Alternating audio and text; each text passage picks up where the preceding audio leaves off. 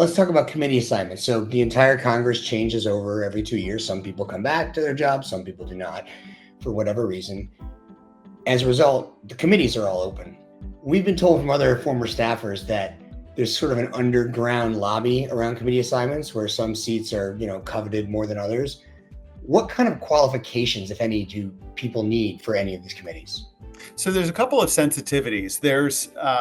I serve in the Ways and Means Committee, which has jurisdiction over tax policy, some elements of healthcare and trade policy.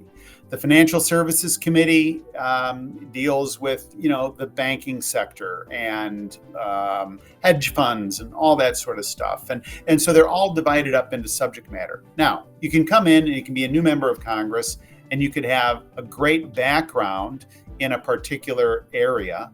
And you could, you could think, well, I've got this great background, and of course I'm going to get on this committee. Well, if it turns out there's several other people from your state that are already on that committee, then chances are the geography is going to weigh against you. Or said another way, if there's not anybody geographically from your party that's representing a particular area, you have a better chance of getting in. Also, the people that are making the decisions, Mark, about where you're going to go and on what committee you're going to serve, that's a committee in and of itself. And that's called the steering committee. The steering committee is made up of the congressional leadership within both parties.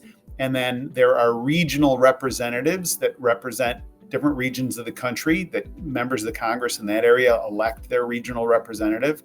And then the freshmen, the new members, have a committee member on the committee. The sophomores have a committee member on the committee running interference for them.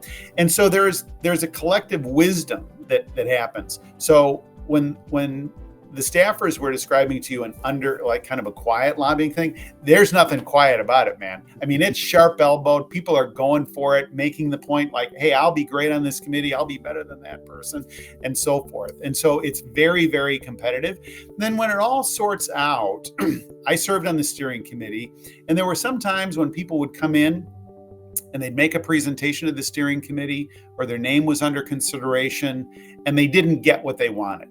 And so any number of people have made multiple attempts to get on the committee of their first choosing, and then they usually end up getting there. But there's a strong geographical dynamic here. So for example, if you're representing Norfolk, Virginia, you better get on the Armed Services Committee because you've got so many bases and military facilities around your area. Or if New York City, Midtown Manhattan, whoever's representing there, they pretty much got to get on the Financial Services Committee because of their constituency and so forth. So even if you're not able to get on the committee of your choice, there's ways to kind of scratch an itch that you have from a subject matter point of view through various caucuses or other informal gatherings in the House of Representatives.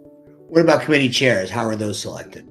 The steering committee chooses those, and that can be very, very competitive.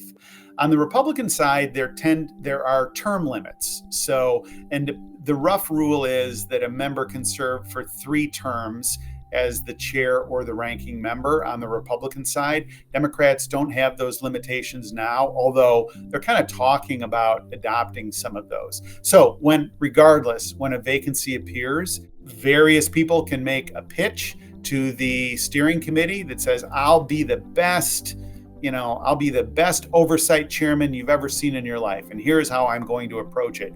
Or I'll be the best Ways and Means chairman, and I have a vision for this about how we need to approach this. And they're lobbying, the people who are running for those chairman slots, Mark, are lobbying, meeting one-on-one with the steering committee members, calling them up, going to their offices, visiting with them, trying to elicit from them a commitment. And it could be that somebody says, hey, look, somebody from my own state is trying to become the chairman.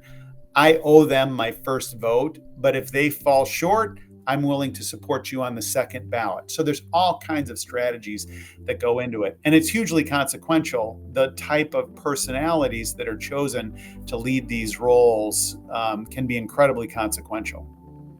So you said before, people come to Congress with various backgrounds and various interests in specific things that they want to get involved in and pass. We've been fortunate enough to go through, I think this is our third freshman Congress, people coming in for the first time. And watching that transition is interesting, right? They have experience in one thing and knowledge, but maybe not knowledge or experience in how that works in Congress, specifically around these sensitive matters. Do members of Congress have specific training or any briefings to get up to speed with how those matters that they're going to be working on work within Congress? Yes, there's an orientation process that happens. When I came into Congress, we were taken down both sides of the aisle. Were taken down to an orientation in Williamsburg, Virginia, at Colonial Williamsburg. It was run by the Congressional Research Service, and they really spent several days walking through the House rules, walking through all these different subject matters. Where people would come in and give you the latest about what's happening. The challenge, I think, that many people have coming into a legislative body is that these are all type A's, right? I mean, they're like go-getters. They're coming in, they're aggressive, they want to get things done, and they are stepping into an arena that by definition, like we talked about a couple of minutes ago, is designed to slow things down. It's designed to be a restraining influence. And to understand that is to realize, okay, there's a different pace to this. There's a different cadence to this. I actually need this person to sign off and agree with me on this. Why? Because it's their kind of prerogative. It's within their fiefdom.